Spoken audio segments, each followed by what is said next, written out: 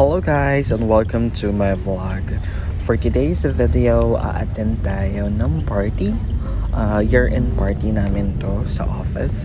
So dito ngayon venue sa Okada, Manila. Sa Cove tayo. Sa Cove, Manila tayo pupunta. So yeah, nakarating nga tayo on time.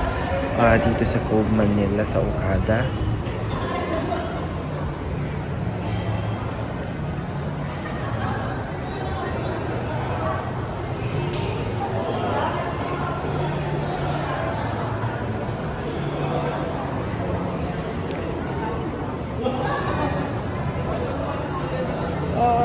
Saan ba?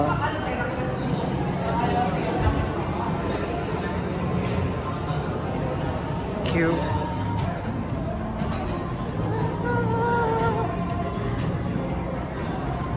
So, bago ka nga makapasok dun sa mismong loob, merong registration. So, yung registration na rin na to is para siyang token mo para mapasama ka dun sa raffles na mangyayari sa loob.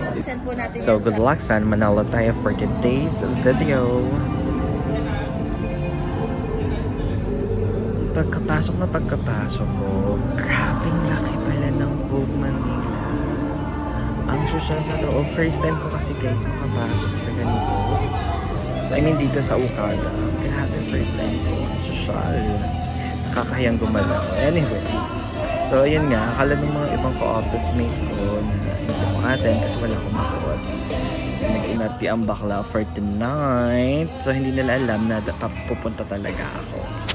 So yun nga, na-meet ko ng iba kong mga ka-workmate, mga ka-team ko, and hindi nagtagal, tinawag na kami for the food. So yung atake dito mga beshi is buffet style. So pipila ka lang, then get your food, parang ganon. Yun lang, hanap ka na ng pwesto mo kasi usually may standing table sila or punta ka sa mga couches nila. So habang kumakain kami, meron ng mga nagpe-perform dun sa stage. So ang layo ko sa stage kasi nga ang daming tao. So sabi ko, kakain muna ako bago ko pumunta. So more food ang person for tonight.